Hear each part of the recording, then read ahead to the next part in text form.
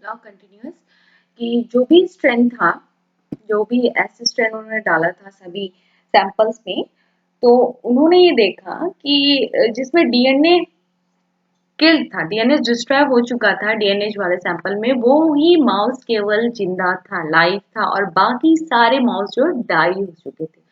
तो उन्होंने ये कंक्लूजन निकाला कि जो भी डीएनए मटेरियल वो तो लाइव है सभी में, उसको डिग्रेड नहीं किया है इस सारे सैंपल्स में।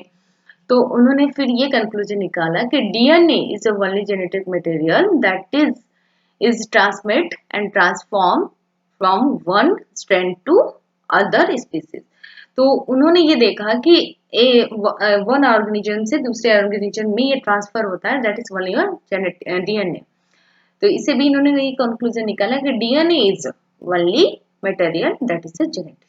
नाउ कम, हार्शे चेस ने भी ये एक्सपेरिमेंट किया। उन्होंने क्या किया कि उन्होंने bacteriophage that is a virus, जो कि एक टाइप का वायरस होता है, उन्होंने उस वायरस को लिया और उसकी दो स्ट्रेंथ्स को लिया, T4 T2 फेज। एक जो रेडियो एक्टिव हुआ था वो प्रोटीन को रेडियो एक्टिव किया था उन्होंने, और दूसरा जो किया था उन्होंने जो स्ट्रक्चर था प्रोटीन वो सॉरी न्यूक्लिक एसिड का, उन्होंने उसको रेडियो एक्टिव कर दिया था 32P से और 35S से। तो जो कोडेड जो बैक्टीरियोफेज का स्ट्रक्चर होता है that is a neck, and this is the neck and this is the tail and this is the head, neck and tail। तो जो इन्होंने जब इन्फेक्शन कराया बैक्टीरिया ई कोलाई बैक्टीरिया पर, तो उन्होंने ये देखा कि जो मटेरियल है जो प्रोटीन कोड है वो तो बाहर ही रह जा रहा है, क्योंकि उन्होंने प्रोटीन को कोडेड किया था, और जो मटेरियल गया वो T2 फेज का मटेरियल गया था।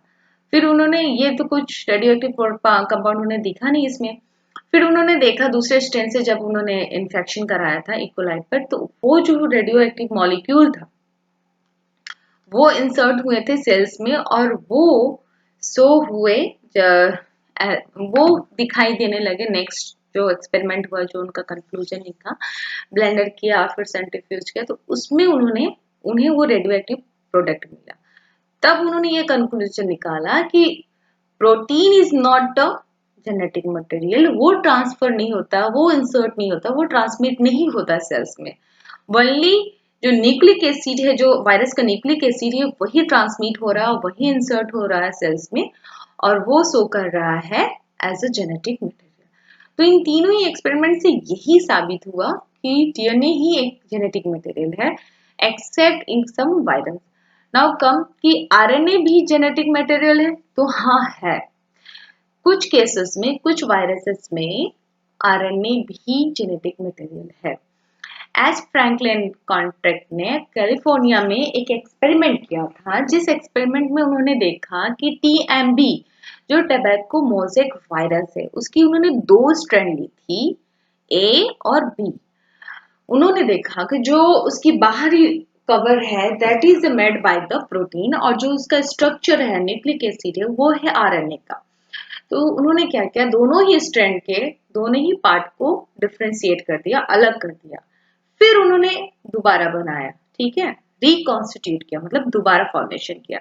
तो दोनों ही आरएनए प्रोटीन बन गया। फिर उसको जो दोनों ने दोबारा से बनाया, फिर उसको उन्होंने टोबैको प्लांट पे इन्फेक्ट किया, तो उन्हें वही सिम्टम मिले जो ए और बी के थे। तो फिर उन्होंने इससे भी उनको बहुत ज्यादा बेनिफिट नहीं मिला, बहुत ज्यादा तसल्ली नहीं मिला, तो उन्होंने फिर एक और एक्सपेरिमेंट किया। उन्होंने टाइप ए के आरएनए प्रोटीन और टाइप बी के आरएनए प्रोटीन को फिर से आइसोलेट किया। फिर उन्होंने आरएनए को, जो टाइप ए का आरएनए था, वो टाइप बी के प्रोटीन से हाइब्रिड किया, और फिर उन्होंने उसको टीएमबी बनाया, रिकंस्टिट्यूट किया। फिर हाइब्रिड जो टीएमबी था, उन्होंने फिर प्लांट के लीव्स पर इन्फेक्शन किया, तो उन्हें वो सिम्टम मिला कि जो टाइप ए का सिम्टम था। प्रोटीन का इस पे इफेक्ट नहीं पड़ा, जो टाइप ए का था, क्योंकि हमने टाइप ए का आरएनए इसमें लिया था, तो वो सिम्टम टाइप ए का शो किया। जस्ट उन्होंने दोबारा एक एक्सपेरिमेंट किया कि टाइप बी के आरएनए और टाइप ए के प्रोटीन को मिक्स किया और हाइब्रिड बनाया, फिर उससे उन्होंने प्लांट पे इन्फेक्शन किया तो उन्हें जो सिम्टम मिला वो टाइप बी की सिम्टम मिला। तो इस तरह से उन्होंने देखा रिकॉन्स्टिट्यूशन से उन्हें ये प्रूव हुआ कि वायरसेस में जो जेनेटिक मटेरियल होता है वो आरएनए है। नाउ क्लास हमारा आज का क्लास कंप्लीट होता है, लेकिन देयर आर सम क्वेश्चन। मैं चाहती हूँ कि आप इन क्वेश्चन को समझे, जाने और बताएं। Is the DNA the genetic material of living cell? क्योंकि ये जरूरी नहीं है कि सारे क्वेश्चन आपको एज इट इज आ जाए, तो there is some things that different from others. कि दूसरा क्वेश्चन है how does DNA act as a genetic material. इन दोनों क्वेश्चन को आप समराइज करिए, सोचिए कि क्या आंसर हो सकता है। पूरे क्लास का जो आज का कंक्लूजन था वो डीएनए पे कैसे कंसीडर करता है, और डीएनए से भी रिलेटेड क्वेश्चन है why DNA is a genetic material, who proved DNA as a genetic material, is RNA is a hereditary material, then why RNA is not a genetic material, and RNA is why RNA is so unstable। तो ये basically कुछ question है जो कि class आपको solve करने हैं।